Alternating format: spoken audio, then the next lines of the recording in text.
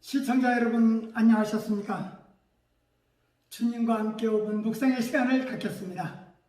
오늘은 요나 1장 말씀을 묵상합니다.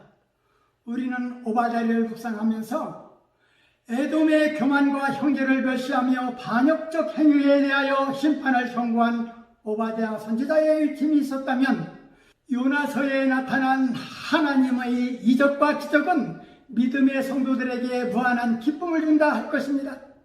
요나는 갈릴리 북부 스불론 지방의 가드 헤멜 출신으로 아미떼의 아들이며 그의 이름은 비둘기라는 뜻입니다.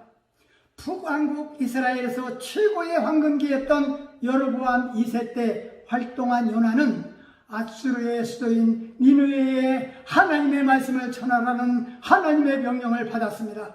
그러나 배타적인 선민의식과 편협한 민족의식에 빠져있던 요나는 하나님의 눈을 피해서 도망칩니다.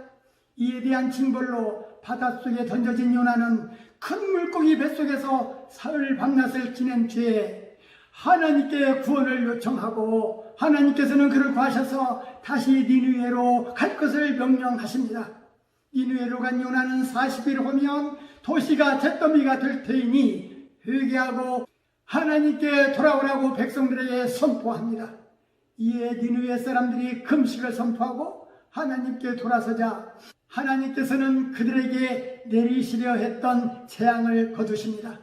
요나는 하나님께서 멸망시키겠다고 하셨던 니느웨 백성들이 회개하고 용서받는 일을 보고 화를 냈지만, 하나님께서는 요나를 타이르시면서 선민의식과 민족의식을 넘어 온 인류에 대한 하나님의 사랑의 마음을 그에게 가르쳐 주셨습니다. 또한 하나님은 열방의 민족들도 사랑한다는 사실을 보여주신 것입니다. 요나가 니느웨로 가라는 하나님의 명령을 어기고 다시스로 간 것은 지나친 배타주의와 선민 사상 때문에 하나님의 뜻을 잘못 해석하였던 것입니다. 이스라엘과 적대 관계를 갖고 있는 니느웨는 요나도 싫어하는 민족이었습니다. 그러나 하나님은 요나에게 니느웨로 가서 일치라고 하셨던 것입니다. 그들의 악독이 상달하였다는 것입니다. 요나는 하나님의 명령을 받았지만 다시스로 도망가려고 요바에 가서 다시스로 가는 배에 올랐습니다. 하나님이 태풍을 바다에 내리심에 배가 거의 깨어지게 되었을 때 배에 탄 사람들이 자기 신을 부르고 배를 가볍게 하려고 비상이 걸렸지만 요나는 배 밑층에 내려가서 깊은 잠을 자고 있었습니다. 배에 탄 사람들은 누군가가 범죄하여 풍랑이 일고 있다고 생각하고 제비를 뽑았을 때 요나가 뽑혔고, 요나는 배에 탄 사람들에게 자기는 바다와 육지를 지으신 하늘의 하나님을 경외하는 자이고 하나님의 낯을 피해 도망가던 중이었다고 그들에게 고하며, 자기를 들어 바다에 던지라, 그리하면 바다가 잔잔하리라 하였습니다.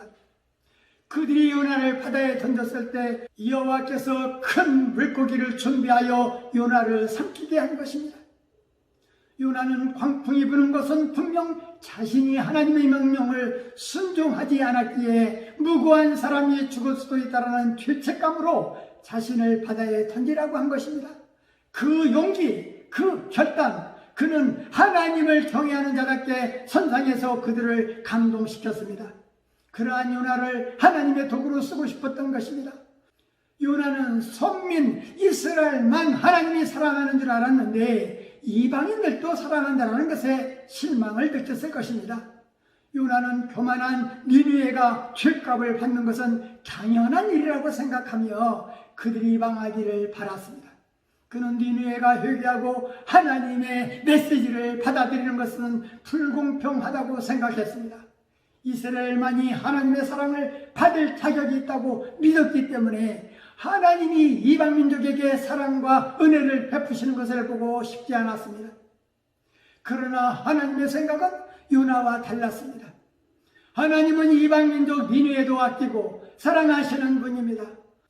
요나는 하나님을 경외하는 자였지만 하나님의 뜻은 헤아리지 못했습니다. 고질적인 선민 사상이 하나님의 섭리를 방해할 수도 있다는 것을 잘 보여주고 있습니다. 세상 사람들을 감동시킬 수 있는 방법은 정직하고 진실하게 행동하며 이웃을 위하여 희생하며 하나님의 사랑을 함께 나눌 때에 하나님의 감동이 있는 그곳에는 새로운 생명이 보이는 것입니다. 우리는 그리스도의 손길만이 감동을 만들 수 있다는 사실을 늘 기억해야 할 것입니다. 말씀을 상고하며 기도하며 묵상의 시간을 마치겠습니다. 좋으신 하나님 아버지, 요나 1장 말씀을 묵상하면서 이방세계로 요나를 선교사로 보내신 것은 이스라엘의 잘못된 선민의식을 깨트리며 하나님의 구원 대상은 민족적, 지역적 제한이 없다는 사실을 보여주기 위함이었습니다.